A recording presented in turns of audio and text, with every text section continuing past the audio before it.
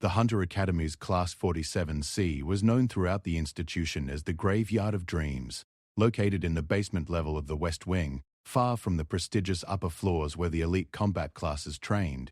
It housed those deemed unfit for the traditional warrior paths. The fluorescent lights flickered intermittently, casting uneven shadows across cracked concrete walls that bore the scars of countless failed attempts at basic combat training. Elena Vasquez descended the worn stairs on her first day, her boots echoing in the empty corridor. At 19, she possessed neither the enhanced physical attributes of the Berserker class nor the mystical affinities required for the mage track.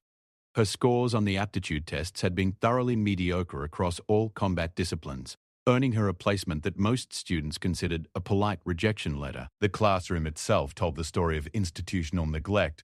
Mismatched desks arranged in loose rows faced a chalkboard so old that ghost impressions of long erased lessons remained visible beneath layers of dust. The training equipment consisted of dulled practice weapons, frayed rope, and wooden dummies that had seen better decades. Most telling of all were the attendance records posted by the door, showing a steady decline in enrollment over the past 5 years. "Welcome to the Hunter class," announced Professor Marcus Reed as Elena took her seat among the 7 other students who had shown up that day. Reed himself was a testament to the class's forgotten status. Once a promising strategist in the military, an injury had ended his field career and led him to this teaching position that others viewed as career purgatory.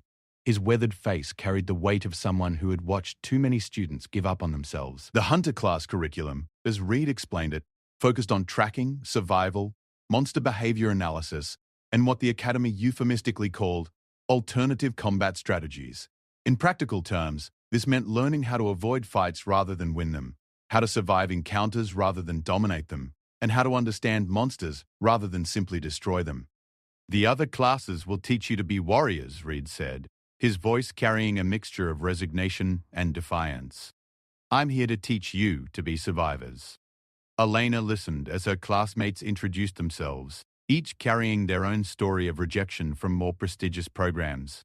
There was David Chen, whose reflexes were too slow for the scout class, Maria Santos, whose magical sensitivity was too weak for even the lowest tier of spellcaster training, and Thomas Wright, whose analytical mind was deemed unsuitable for the direct action required in tactical programs. The first weeks of training revealed the harsh reality behind the Academy's rankings. While other classes practiced flashy combat techniques and powerful spells in state-of-the-art facilities, the Hunter students learned to identify monster tracks in muddy patches behind the cafeteria. They studied behavioral patterns from outdated textbooks while listening to the sounds of explosions and cheering from the floors above. Elena found herself drawn to the subtleties that others overlooked. Where her classmates saw failure and limitation, she began to recognize a different kind of potential. The Hunter curriculum demanded a form of intelligence that the Academy's traditional metrics couldn't measure. Understanding a creature's motivations required empathy. Predicting behavioral patterns demanded patience. Survival in hostile environments called for adaptability rather than raw strength. The turning point came during their first practical examination. Each student was required to track and observe a low-level monster in the Academy's training preserve without engaging in combat. Most of her classmates approached the task with the mentality drilled into them by years of conventional wisdom. Monsters were enemies to be defeated, threats to be eliminated, obstacles to overcome through force. Elena chose a different path entirely. The creature assigned to her was a Gloomstalker, a shadow-based entity roughly the size of a large dog, with the unsettling ability to phase partially out of the visible spectrum. Previous students had attempted to corner it using nets and binding spells, treating it as a problem to be solved through capture and constraint. Elena spent 3 days simply watching. She observed how the creature moved through its environment, noting that it avoided certain areas not out of fear, but out of respect for territorial boundaries of other entities. She watched how it interacted with the ecosystem, actually serving as a cleanup mechanism for spiritual residue that accumulated in areas of heavy magical practice. Most importantly, she noticed how it responded to different types of human presence. When she finally approached, Elena did so without weapons, without aggressive intent, and without the assumption that conflict was inevitable. She moved slowly, telegraphing her movements, keeping her hands visible and her posture non-threatening. The Gloomstalker, accustomed to being hunted and harassed, seemed confused by this unprecedented approach. Rather than attempting to capture or corner the creature, Elena simply sat at the edge of its territory and waited.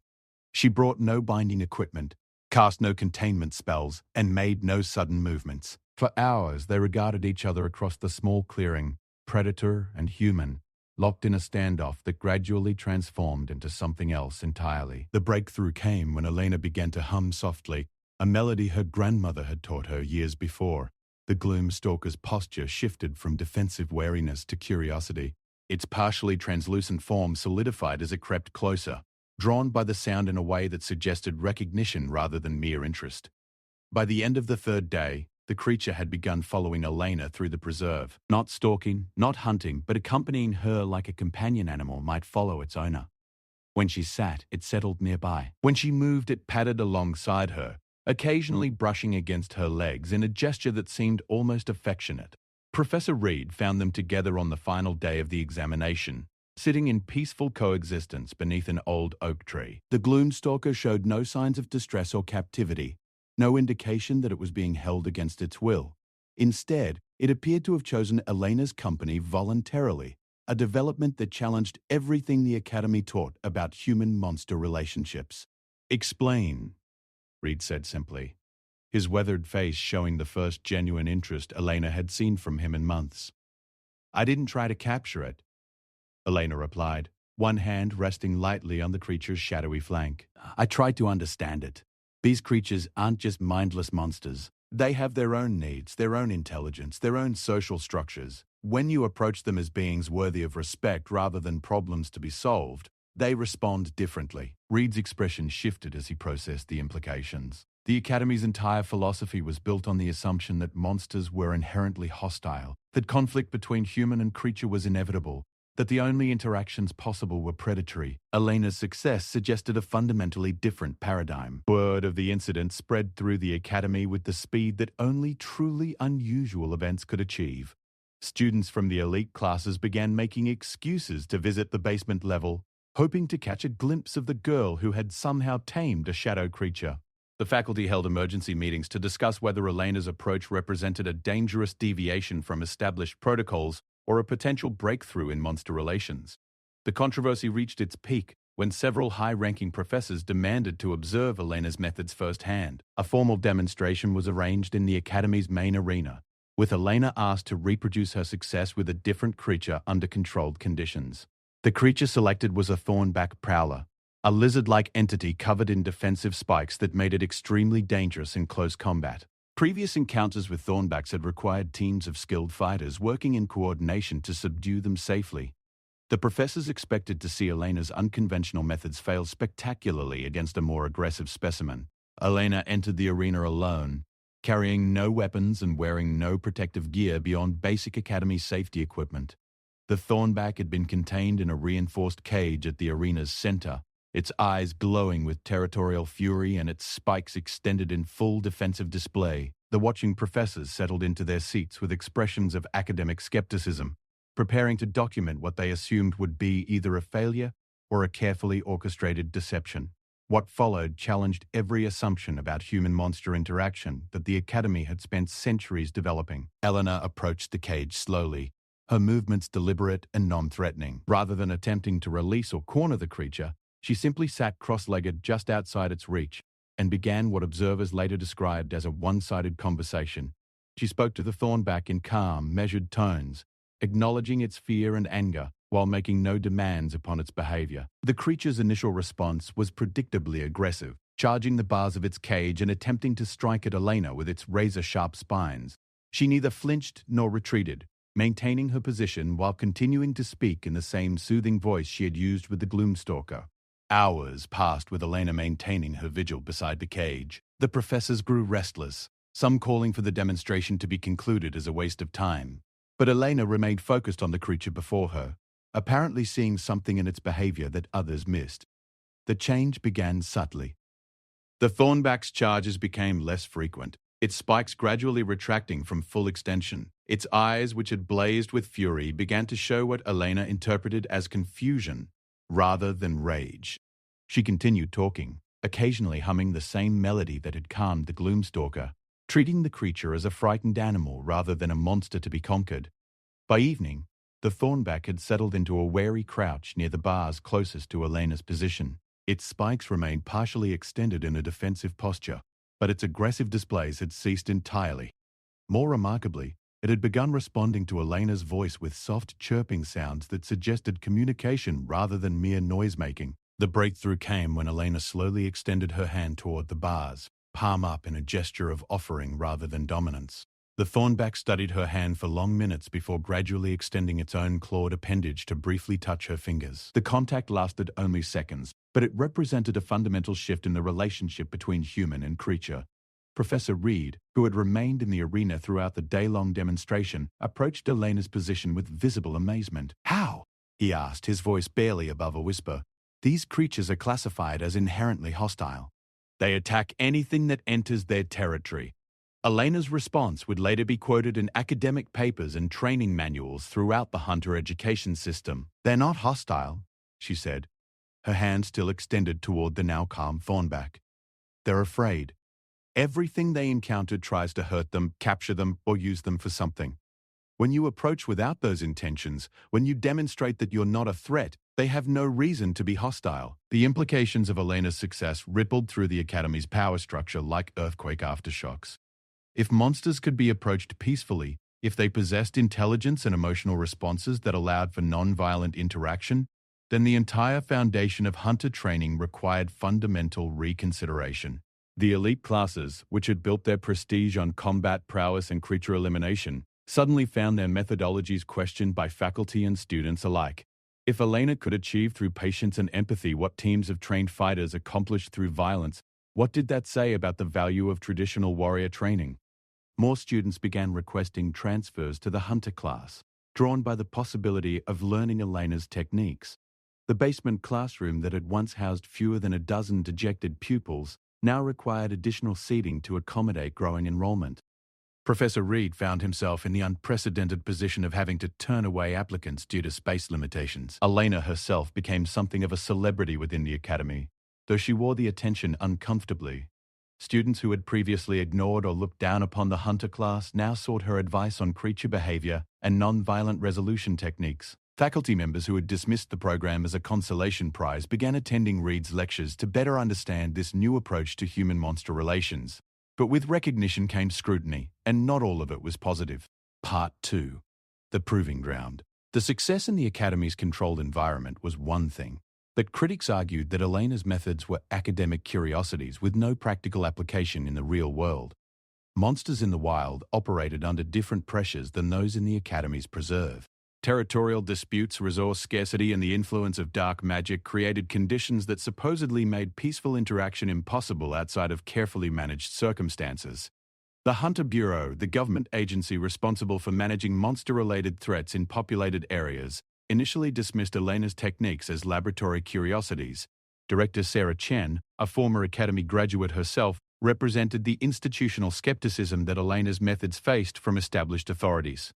"It's all well and good to befriend creatures in a controlled environment," Chen stated during a faculty review meeting that Elena was permitted to observe.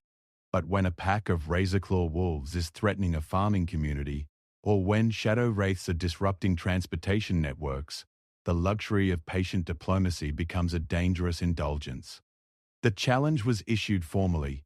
Elena would be given the opportunity to demonstrate her methods in real-world scenarios under Hunter Bureau supervision. 3 cases were selected, each representing a different category of human-monster conflict that traditional hunter teams had struggled to resolve through conventional means.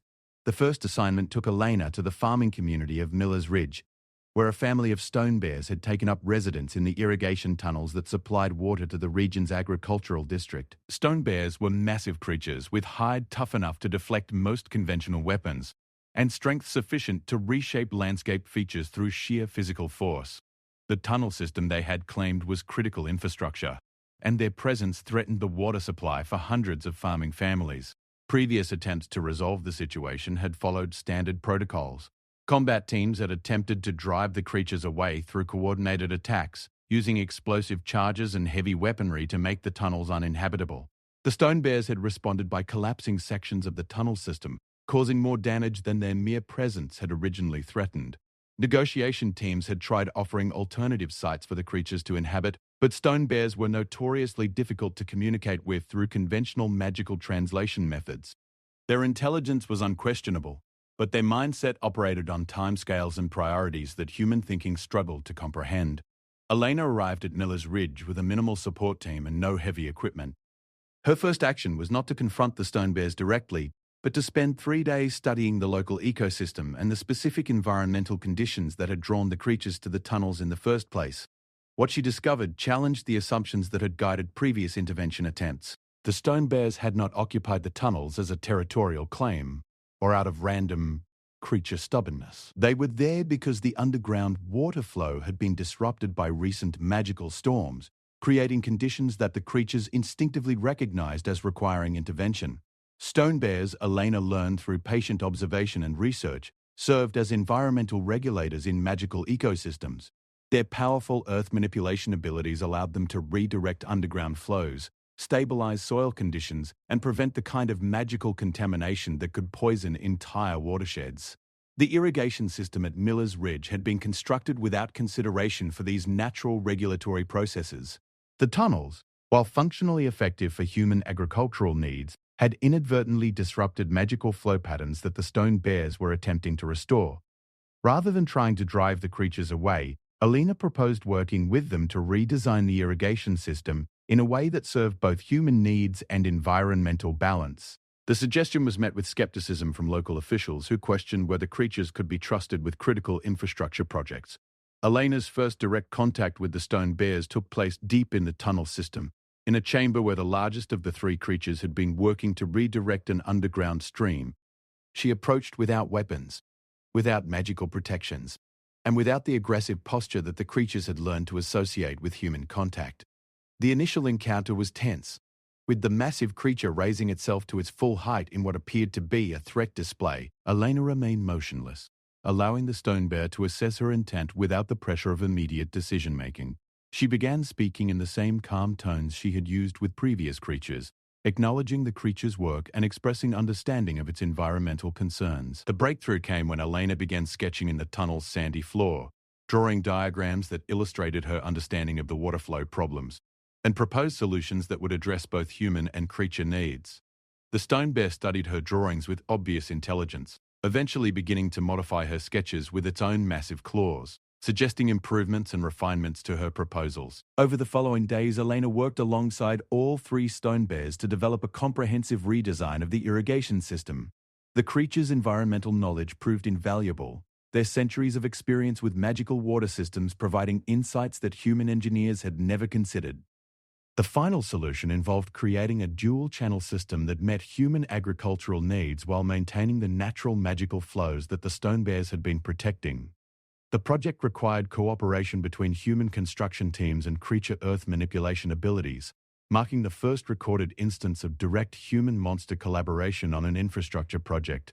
The success at Miller's Ridge created ripple effects throughout the Hunter Bureau and the wider monster management community. Elena's approach had not only resolved the immediate crisis, but had actually improved the long-term sustainability of the region's water system. The collaboration had produced results that neither human engineering nor creature intervention could have achieved independently. Director Chen authorized Elena's assignment to a second case, this one involving a more complex and potentially dangerous scenario.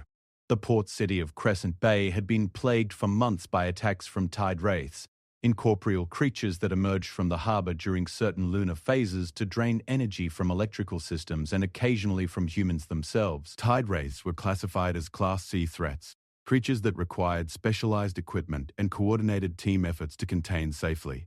Their ethereal nature made them difficult to track and nearly impossible to capture using conventional methods. Previous intervention attempts had focused on banishment rituals and electrical grid modifications designed to make the city less attractive to the energy-draining entities. Elena's investigation revealed that the tide wraith's attacks followed patterns that suggested purposeful behavior rather than random predation. The creatures consistently targeted specific types of electrical installations while ignoring others, and their energy-draining activities seemed to follow a systematic approach that implied intelligence and planning. Further research into the harbor's history uncovered the key to understanding the creature's motivations. Crescent Bay had been built on the site of an ancient magical nexus, a natural formation that had once served as a gathering point for various types of incorporeal entities. The city's development had disrupted these ancient patterns, leaving the tide wraiths displaced from their traditional habitat. The electrical systems that the creatures targeted were located at points that corresponded to the original nexus configuration. Rather than attacking randomly, the tide wraiths were attempting to restore the energy patterns that had once defined their home territory. Elena's solution involved working with the city's electrical engineers to modify the power grid in ways that would recreate some of the energy signatures that the tide wraiths were seeking while maintaining human functionality. The project required delicate balancing of magical and technological systems, a type of integration that had never been attempted on such a scale. The first test of the modified grid took place during a new moon, when tide wraith activity typically reached its peak intensity. Elena stationed herself at the harbor's edge, using equipment that allowed her to detect and communicate with incorporeal entities. When the tide wraiths emerged from the water, they found a city that sang with familiar energy patterns.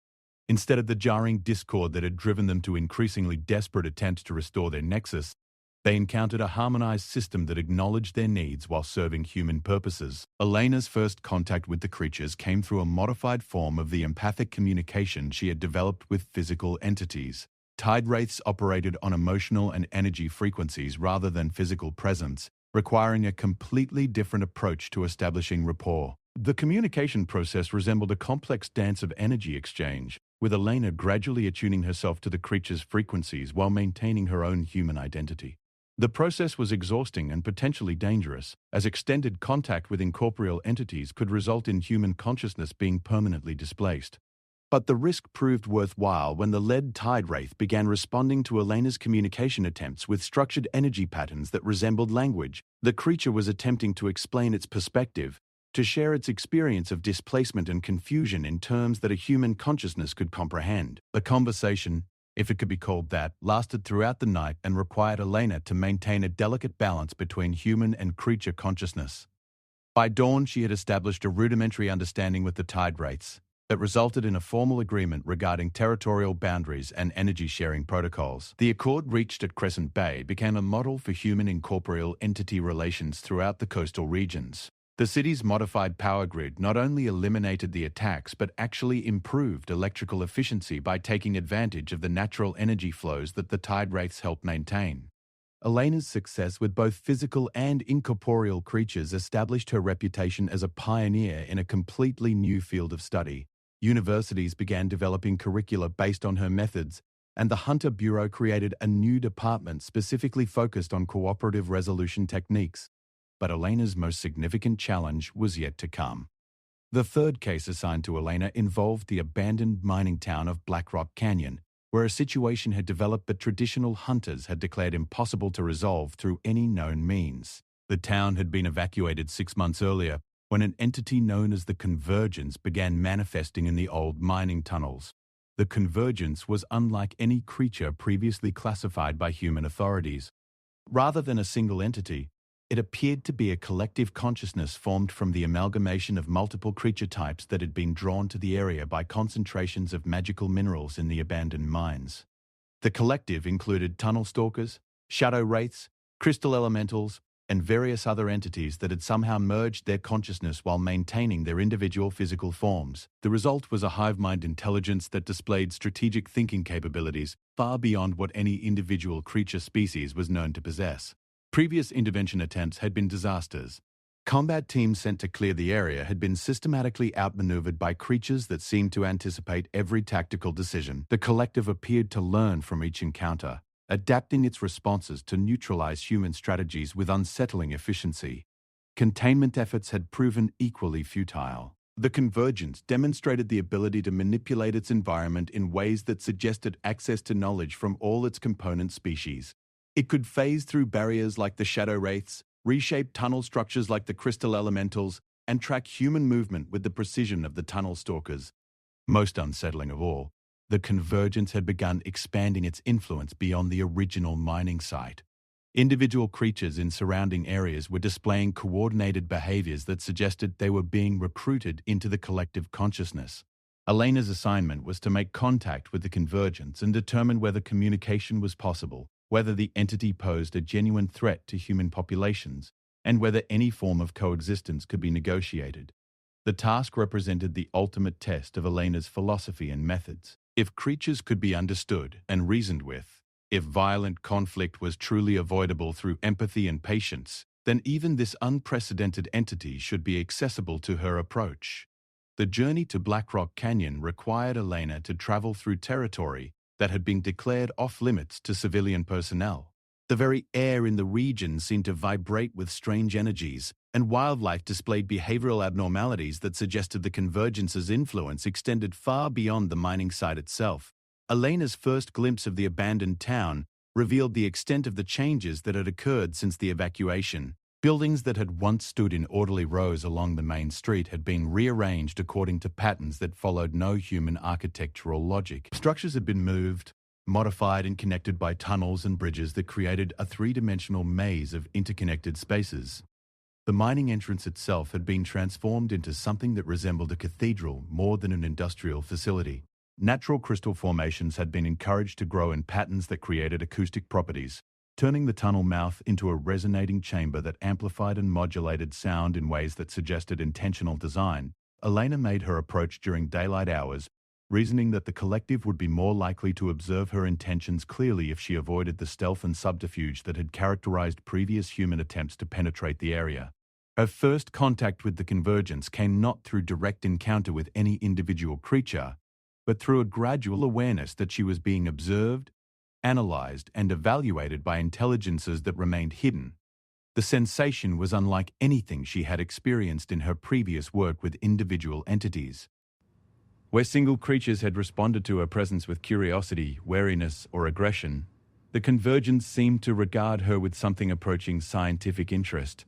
She could feel multiple sets of senses focused upon her, studying her movement patterns, listening to her breathing, analyzing her emotional state through methods that transcended simple observation. Elena began speaking aloud as she walked through the transformed town, addressing the collective consciousness that she knew was monitoring her every action.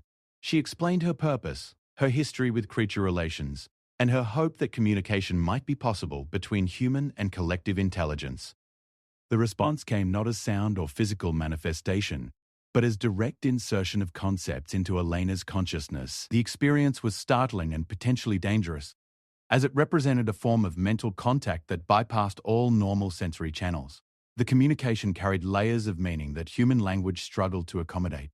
The convergence was attempting to share its perspective on existence, consciousness, and the relationship between individual and collective identity in ways that challenged Elena's fundamental assumptions about the nature of being. Through this unprecedented form of contact, Elena began to understand what the convergence truly represented. The entity was not a threat to human civilization, but rather an evolutionary response to the magical disruption caused by industrial mining activities in the region. The collective had formed when magical contamination from the mining operations began killing individual creatures, threatening entire species with extinction. The merger of consciousness had been a survival mechanism, allowing the combined knowledge and abilities of multiple species to address environmental challenges that no single creature type could handle alone. The convergence's expansion was not aggressive colonization but a healing process, as the collective worked to restore magical balance to areas that had been damaged by human industrial activity. The coordinated behavior of surrounding wildlife was not recruitment into a hive mind, but cooperation with a restoration effort that would benefit all species in the region. Elena's understanding of the situation required her to completely reframe the problem. Rather than containing or eliminating a threat, the challenge became determining how human needs could be balanced with the convergence's environmental restoration work. The solution that emerged from days of careful communication involved establishing Blackrock Canyon as a joint human-creature research facility. The convergence's unique abilities and collective knowledge could advance understanding of magical ecology, while human technical expertise could support restoration efforts throughout the region.